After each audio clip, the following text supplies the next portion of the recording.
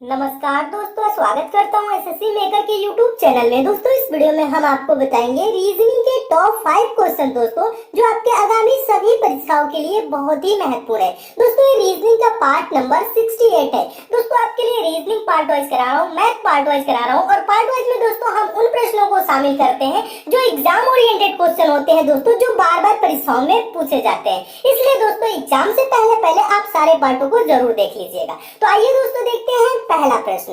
देखिएगा दोस्तों, पहला प्रश्न मोस्ट इंपोर्टेंट टाइप का प्रश्न है और इस टाइप के प्रश्न दोस्तों हमेशा एग्जाम में पूछे जाते हैं। ये प्रश्न भी बहुत बार एग्जाम में पूछा जा चुका है। ध्यान से क्वेश्चन को पढ़िएगा। प्रश्न है दोस्तों, मनी कॉलेज से चलकर 3 किलोमीटर पूर्व की ओर जाता है, फिर दाएं मुड़कर 2 किलोमीटर चलता है, फिर से दाएं मुड़कर चलता है। अब उसका मुख किस दिशा में होगा? दोस्तों ये डायरेक्शन का क्वेश्चन है, दिशा का क्वेश्चन है। अब दिशा का क्वेश्चन दोस्तों कभी भी आए तो आपको दिशा का ज्ञान होना जरूरी है। दिशा कैसे होता है दोस्तों, मैं आपको बताना चाहूंगा, समझिएगा। देखिए दिशा को कैसे हम ज्ञात करते हैं, कैसे होता है दिशा, यहाँ पे ध्यान दीजिएगा। ऐसे बना लिए प्लस की तरह। ऊपर दोस्तों होता है आपका उत्तर, नीचे होता है दोस्तों दक्षिण और राइट साइड में क्या होता है दोस्तों पूर्व होता है और इधर लेफ्ट साइड में बाएं साइड में क्या होता है आपका पश्चिम होता है। ठीक है, ऐसे दिशा होता है। आप चाहे तो आप जहाँ पे बैठे होंगे आप दिशा वहाँ पे आप कर सकते हैं। सामने जब उत्तर होगा तो पीछे क्या होगा, दक्षिण होगा, दाहिने साइड में पूर्व होगा और बाएं साइड में पश्चिम होगा। ठीक है,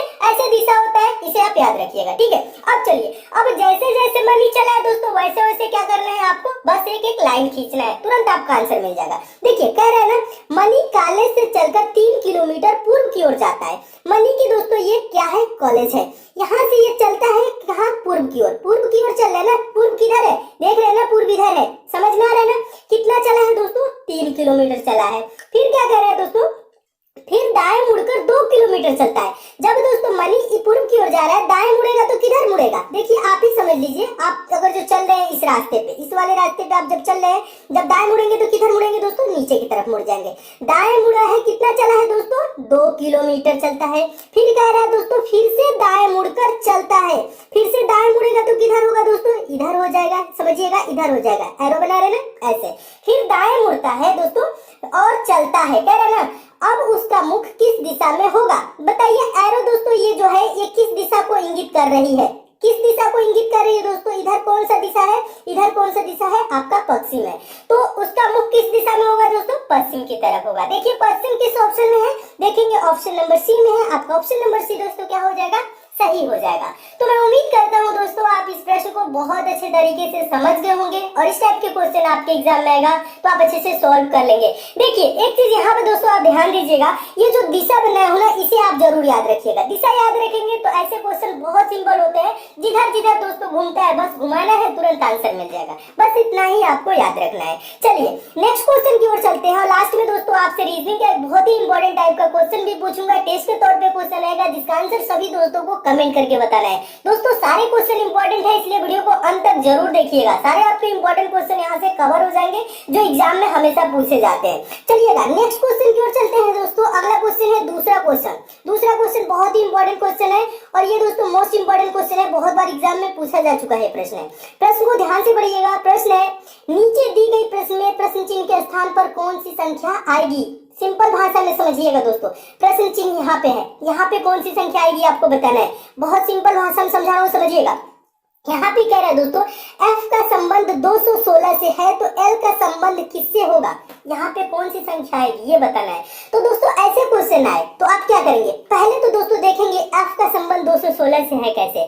तो पहले आप क्या करेंगे दोस्तों, नंबरिंग करेंगे। नंबरिंग कहने का मतलब है दोस्तों जो f है वो कितने नंबर पे आता है, कितने नंबर पे आता है, कहने का मतलब है a पहले पे आता है, b दूसरे पे, c तीसरे पे, d चौथे पे, e पांचवे पे और f आपका आता है छठे नंबर पे। इस प्रकार से कह रहे हैं, ठीक है। तो f कितने नंबर पे आएगा दोस्तों, 6 को दोस्तों क्या करे कि 216 हो जाए। तो दोस्तों आपको पता होना चाहिए, अगर जो दोस्तों 6 का हम क्यूब कर देंगे, क्यूब का मतलब क्या होता है, 6 गुने 6 गुने 6, यानी कि 6 का 3 बार गुना करिए आपस में, 6 36 36 छक्के 216। क्या होगा दोस्तों, गुना करने पे ये होगा दोस्तों 216। यानी ये क्या क्या है दोस्तों, जो अक्षर लिखा है उसको नंबरिंग करके उसका क्यूब कर दिया है और लिख दिया है। उसी प्रकार से दोस्तों L बताइए कितने नंबर पे आता है, L आता है दोस्तों 12 नंबर पे। तो आप क्या करेंगे दोस्तों, 12 का क्यूब कर देंगे। 12 का क्यूब का मतलब क्या होता है दोस्तों, 12 गुने 12 गुने 12, ठीक है। क्यूब तो आपको पता ही होगा। 12 का क्यूब क्या होता है? 12 गुने 12 144, 144 गुने 12 करेंगे तो क्या होगा दोस्तों? 1728 होता है। देखिए क्यूब आपको दोस्तों याद होने चाहिए, ठीक है। कहाँ से तक? 1 से लेके 30 तक। आप किसी भी दोस्तों गवर्नमेंट एग्जाम की प्रिपरेशन कर रहे हैं, कोई भी कॉम्पिटेटिव एग्जाम की, तो 1 से 30 तक क्यूब आपको याद होने चाहिए।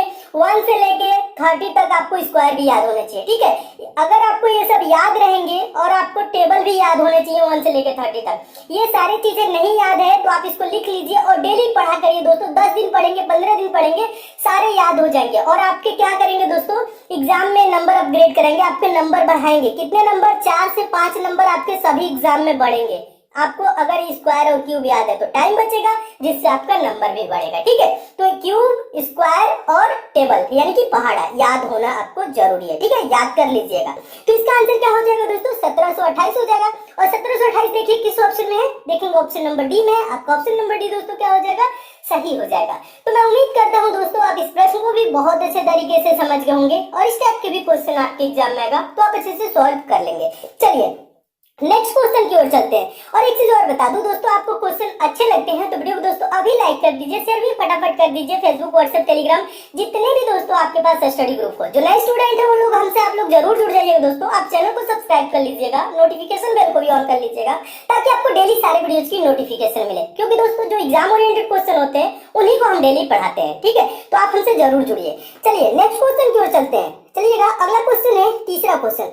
तीसरा क्वेश्चन भी मोस्ट इंपोर्टेंट क्वेश्चन है। क्यों मोस्ट इंपोर्टेंट क्वेश्चन है? क्योंकि ये भी बहुत बार एग्जाम में पूछा जा चुका है। देखिए क्वेश्चन क्या है, ध्यान से पढ़िएगा।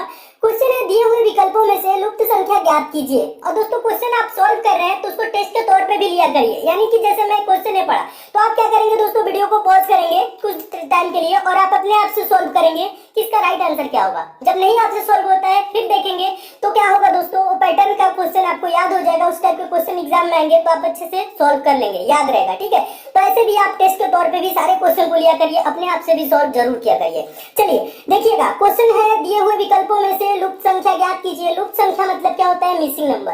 कहाँ पे है दोस्तों? यहाँ पे देखिएगा थर्ड वाला जो ट्रायंगल है, त्रिभुज है, इसमें प्रश्नवाचक चिन्ह यहाँ पे है। यहाँ पे आपको बताना है दोस्तों कौन सी संख्या होगी, ठीक है। तो दोस्तों ऐसे जब प्रश्न है तो आप देखेंगे दोस्तों पहले वाले में 26 कैसे आया, दूसरे वाले में 26 कैसे आया। जैसे दोस्तों पहले वाले में 26 आया है, दूसरे वाले में 26 आया है, उसी प्रकार से तीसरे वाले में भी हम संख्या लाएंगे, ठीक है। देखिए अब करना क्या है दोस्तों, पहले वाले में आप देखेंगे 26 कैसे आया। देखिए इसमें क्या है, 2 है बाहर, 4 है, 6 है। इन्हीं तीनों संख्याओं को दोस्तों ये कुछ किया है और 26 लिखा है। तो इसको दोस्तों आप क्या करेंगे, 2, 4, 6 को अगर मैं बोलूं दोस्तों जोड़िए तो 2, 4, 6, 6, 6, 12 होगा, 26 नहीं होगा। गुणा करिए, 2 चौको 8 और 8 छके 48 होगा, ये 26 नहीं हो रहा है। दोस्तों थोड़ा सा ध्यान दीजिएगा, अगर मैं बोलूं दोस्तों आप 4 और 6 को आपस में गुणा कर दीजिए, 4 गुने 6 क्या होगा, 4 छके 24 और 24 में इस 2 को क्या कर लीजिए, प्लस कर दीजिए। 24 2 क्या हो जाएगा, 26 हो जाएगा, ठीक है। इसी प्रकार से सेकंड वाले को देखिएगा दोस्तों ध्यान से, ये 3 और 7 है, 3 और 7 गुणा कर दीजिए, 3 सत्ते दोस्तों क्या हो जाएगा, 21 हो जाएगा। और 21 में दोस्तों इस 5 को जोड़ दीजिए, क्या हो जाएगा, 26, बीच में दिया हुआ है, ठीक। इसी प्रकार से थर्ड वाले को भी करेंगे। देखिए 5 को 8 में गुणा करेंगे, 5 और 8 क्या होगा दोस्तों 40, और 40 में इस 4 को प्लस कर देंगे तो क्या हो जाएगा दोस्तों, 40 में जब 4 जोड़ेंगे तो 44 हो जाएगा। क्या होगा दोस्तों 44। देखिए 44 किस ऑप्शन में है, देखेंगे ऑप्शन नंबर बी में है, तो आपका ऑप्शन नंबर बी दोस्तों क्या हो जाएगा, सही हो जाएगा। तो मैं उम्मीद करता हूँ दोस्तों आप इस प्रश्न को भी बहुत अच्छे तरीके से समझ गए होंगे और इस टाइप के भी क्वेश्चन आपके एग्जाम में आएगा तो आप अच्छे से सॉल्व कर लेंगे। चलिए नेक्स्ट क्वेश्चन की ओर चलते हैं। और दोस्तों एक चीज और बता दूं, डेली क्लासेस की टाइमिंग बता दूं दोस्तों, डेली मॉर्निंग में दोस्तों 5 AM पे मैम करंट अफेयर पढ़ाती हैं, जो करंट अफेयर के इंपॉर्टेंट क्वेश्चन होते हैं उनको कवर करती हैं और साथ ही साथ एक्स्ट्रा फैक्ट भी बताती हैं जो क्वेश्चन से रिलेटेड होते हैं। तो डेली मॉर्निंग में 5 PM पे करंट अफेयर भी पढ़ा करिए। और 2 PM पे दोस्तों एक और मैम है जो साइंस की सीरीज लेके चल रही है, साइंस के सारे इंपॉर्टेंट क्वेश्चन कवर करा रही है जो आपके आगामी railway, NTPC, group D, SSC exam के लिए काफी इंपॉर्टेंट है। अगर आपको आगामी एग्जाम में दोस्तों शामिल होना है तो 2 PM वाली भी आप क्लास डेली लिया करिए, ठीक है। और डेली 8 PM पे दोस्तों मैं मैथ और रीजनिंग की डेली क्लासेस लेता हूँ, एक दिन मैथ एक दिन रीजनिंग, जो एग्जाम ओरिएंटेड क्वेश्चन होते हैं जो आपके एग्जाम के लिए काफी इंपॉर्टेंट होते हैं। इसलिए दोस्तों देखिएगा 3 क्लासेस चलती है SSC मेकर चैनल पे, आप तीनों क्लासेस से जरूर जुड़िए, ठीक है। चलिए जुड़ेंगे तो आप सफल होंगे। मेरा ये कहना है, ठीक है। तो आप अच्छे से प्रिपरेशन कीजिए। आपको कहीं पे प्रॉब्लम भी होती है, किसी चैप्टर में भी प्रॉब्लम होती है, उस चैप्टर का नाम नीचे कमेंट कर देंगे तो भी चैप्टर हम लोग दोस्तों बहुत जल्द कंप्लीट करा देंगे, ठीक है। नेक्स्ट क्वेश्चन की ओर चलते हैं। अगला क्वेश्चन है दोस्तों चौथा क्वेश्चन। देखिएगा चौथा क्वेश्चन भी काफी इंपॉर्टेंट क्वेश्चन है। पूछा गया क्वेश्चन है, क्वेश्चन है नीचे दी गई प्रश्न का सही वेन आरेख बताएं, ठीक है। वेन डायग्राम बनाना है किसका? गायक, लड़के, नर्तक। तो दोस्तों आपको पहले भी बताया और फिर से बता रहा हूँ, वेन डायग्राम से रिलेटेड आपके एग्जाम में कभी भी क्वेश्चन आएगा तो सबसे पहले आप करेंगे क्या? जो वेन डायग्राम के लिए शब्द दिया है, जिनके बारे में वेन डायग्राम बनाना है, किनके बारे में बनाना है? गायक, लड़के, नर्तक, इन्हीं का तो वेन डायग्राम बनाना है। इनका दोस्तों आपस में रिलेशन ढूंढिए, इनका संबंध कैसा होता है। चलिए मैं बताता हूँ कैसे रिलेशन ढूंढा जाता है, कैसे संबंध बताया जाता है। गायक कौन होता है? जो सिंगर होते हैं, आपको पता होगा। लड़के कौन होते हैं? बॉयज। नर्तक कौन होते हैं? जो डांसर होते हैं, नर्तक, नाचने वाले, ठीक है। ये ठीक है, यहाँ तक तो आप समझ में आ गया कौन कौन क्या होता है। इस टाइप से थोड़ा सा दिमाग लगाइएगा। देखिए मैं बताना चाहूंगा दोस्तों, यहाँ पे ध्यान दीजिएगा। देखिए लड़के जो होते हैं ना, लड़कों में से कुछ लड़के क्या होते हैं दोस्तों? लड़कों में से आप जानते होंगे, सिंगर का नाम जानते होंगे, वो कुछ लड़के होते हैं। जैसे कि कहने का मतलब है, लड़के में से कुछ लड़के गायक होते हैं और कुछ लड़के दोस्तों गायक और नर्तक दोनों होते हैं। तो यानी क्या होता है दोस्तों, इसका आंसर क्या हो जाएगा? यानी इस टाइप से हो जाएगा, दोनों को ये क्रॉस करेगा फिगर, ठीक है। जो सर्कल बनाएंगे इस टाइप से बनेगा। यानी कुछ लड़के दोस्तों गायक होते हैं और कुछ लड़के गायक तथा नर्तक दोनों होते हैं। यानी इसका वेन डायग्राम कैसे बनेगा? इस टाइप से बनेगा। अब देखिए इस टाइप से किस ऑप्शन में है, देखेंगे ऑप्शन नंबर सी में दिया हुआ है। आपका ऑप्शन नंबर सी दोस्तों क्या हो जाएगा? सही हो जाएगा। तो मैं उम्मीद करता हूँ दोस्तों आप इस प्रश्न को भी बहुत अच्छे तरीके से समझ गए होंगे और इस टाइप के भी क्वेश्चन आपके एग्जाम में आएगा तो आप अच्छे से सॉल्व कर लेंगे। चलिए नेक्स्ट क्वेश्चन की ओर मूव करते हैं। अगला क्वेश्चन है दोस्तों अगला क्वेश्चन है पांचवा क्वेश्चन। देखिएगा काफी इंपॉर्टेंट क्वेश्चन है और ये मोस्ट इंपॉर्टेंट क्वेश्चन है। इसके लिए मैं बता रहा हूँ कैसे फिगर बनाया जाता है और सेकेंडों में आंसर दिया जाता है। ध्यान से पढ़िएगा। और अभी तक दोस्तों आपने वीडियो को लाइक नहीं किया तो लाइक जरूर कर दीजिएगा, ठीक है, कर दीजिए। चलिए क्वेश्चन है पांचवा, एफ ए का भाई है, सी ए की पुत्री है, के एफ की बहन है, जी सी का भाई है, जी का चाचा कौन है? ये क्वेश्चन है दोस्तों। ऐसे क्वेश्चन आते हैं तो ज्यादातर स्टूडेंट कंफ्यूज हो जाते हैं कि हम सॉल्व कैसे करें। देखिए फिगर बनाना आपको बताया हूँ, कई रीजनिंग का आप सारे पार्ट देखेंगे तो वहाँ पे आपको सारे क्वेश्चन इस टाइप के मिल जाएंगे। इस टाइप के मैं बहुत से पिछले पार्ट में भी क्वेश्चन कराया हूँ, ठीक है। तो देखिए करना क्या है दोस्तों, आपको मैं बता देता हूँ। जो आपका ये होता है, क्या बोलते हैं, जैसे पिताजी होंगे तो ऊपर होंगे, जो आपका जो बच्चा होगा वो नीचे उसे रखेंगे। यानी कहने का मतलब है जो इनके वो चलता है, रिलेशन चलता है। जैसे दादाजी हैं तो एक स्टेप ऊपर जाएंगे, पिताजी हैं तो एक स्टेप और नीचे आ जाएंगे, आप है तो यहाँ पे। यानी आप दोस्तों यहाँ पे हैं तो आपके पिताजी एक स्टेप, एक पीढ़ी समझिएगा, पीढ़ी जिसे कहते हैं, ठीक है। एक पीढ़ी ऊपर दादाजी है तो एक पीढ़ी ऊपर, ठीक है। जो आपके लेवल का आएगा तो उसे कहाँ रखेंगे दोस्तों? बगल में रखेंगे। जो भाई बहन आपके होंगे उन्हें कहाँ रखेंगे दोस्तों? साइड में रखेंगे।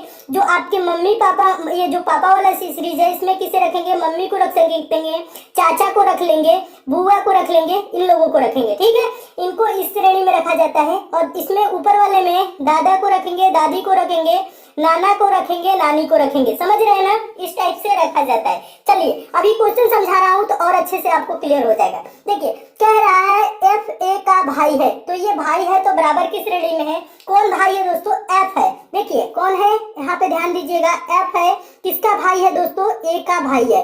यहाँ पे एफ क्या है? बॉयज है, यानी लिंग इसका क्लियर है। यानी ये प्लस इसे कर देंगे, ठीक है। जो पुरुष होगा उसे हम प्लस और जो स्त्री होगा उसे हम माइनस की श्रेणी में रखेंगे, इस टाइप से रखेंगे। यहाँ पे पूरा क्लियर हो जाएगा प्रश्न। एफ ए का भाई है तो एफ को हम क्या करेंगे दोस्तों? बगल में रखेंगे, ठीक है, और प्लस कर दिए। एफ भाई है, ठीक है, एफ ए का भाई है। फिर कह रहा है सी ए की पुत्री है। कौन पुत्री है दोस्तों? सी। किसकी पुत्री है? ए की। तो एक स्टेप नीचे आ जाएगी, पीढ़ी देखिएगा, पीढ़ी दर पीढ़ी लिखा जाता है। तो सी ए की पुत्री है। कौन पुत्री है? सी। तो यानी लिंक क्लियर है तो इसे क्या कर लेंगे? माइनस कर लेंगे, ठीक है। यहाँ तक क्लियर हो गया। चलिए नेक्स्ट वाली लाइन को पढ़िएगा। अगला लाइन है के एफ की बहन है। कौन है बहन दोस्तों? के। किसकी बहन है? एफ की। तो चलिए इस वाले एफ वाले लाइन में रखेंगे, बहन है तो बराबर का रिश्ता है, ठीक है। तो यहाँ पे क्या रखेंगे? के। किसकी बहन है? एफ की। लिंक क्लियर है, माइनस, ठीक है। के एफ की बहन है, क्लियर हो गया। फिर आगे वाली लाइन को पढ़िएगा। आगे वाला लाइन है जी सी का भाई है। कौन भाई है दोस्तों? जी। कौन भाई है? जी भाई है। किसका भाई है? सी का। लिंक क्लियर है, प्लस, समझ में आ गया। फिर कह रहा है जी का चाचा कौन है, जी का चाचा कौन है। तो देखिएगा अब यहाँ पे बहुत आसान हो गया है दोस्तों आपका आंसर देना।